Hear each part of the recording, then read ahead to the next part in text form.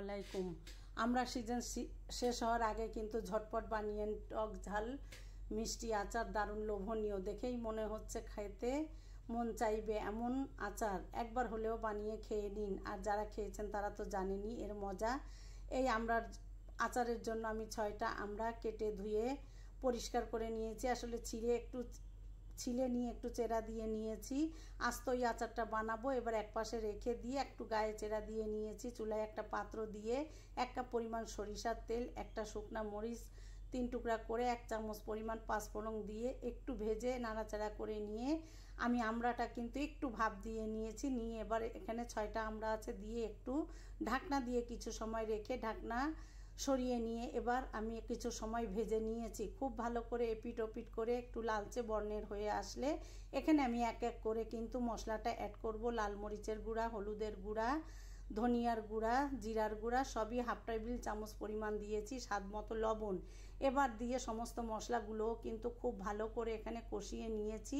মশলাগুলো খুব ভালো করে কষিয়ে নিয়ে পর্যায়ে কিন্তু আমি তালের গুড়টা ব্যবহার করছি, তালের পাটালি। আর এই পর্যায়ে কিন্তু আমি হাফ কাপ পরিমাণ ভিনেগার দিয়েছিলাম। দিয়ে কিন্তু ঢাকনা দিয়ে আমি একদম লো হিটে রেখে দিয়েছিলাম প্রায় 10 মিনিটের মতো।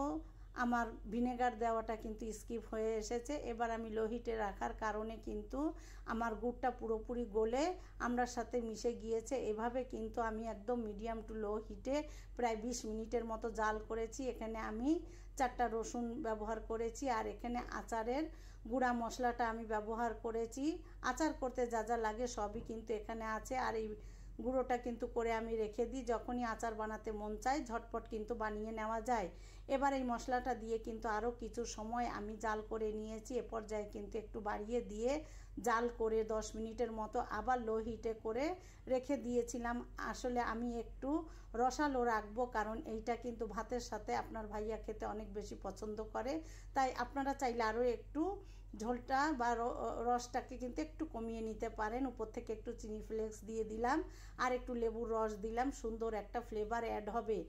এই আচারটা কিন্তু বানানোর সাথে সাথেই আপনারা দেখতে পাচ্ছেন এখানে 5টা আছে, একটা কিন্তু আপনার ভাইয়া বানাতেই খেয়ে নিয়েছে। আলহামদুলিল্লাহ, এতটাই সুস্বাদু ছিল। আর ঝটপট আমরা থাকতে থাকতে এভাবে যারা আচার খেতে পছন্দ করেন এখনই বানিয়ে প্রিয়জনের মাঝে শেয়ার করেন। আর আমার রেসিপিটা কেমন হলো পুরো ভিডিও দেখে কমেন্ট করবেন। আর সবাই অনেক বেশি ভালো থাকবেন। আচারটা যেমন লোভনীয়, খেতেও কিন্তু অসম্ভব মজার ছিল। সবাই অনেক ভালো থাকবেন। আমার রেসিপিগুলো যদি ভালো লাগে আমার সাথে থাকবেন, সবাই দোয়া করবেন। সবার জন্য রইল অনেক দোয়া। আল্লাহ হাফেজ।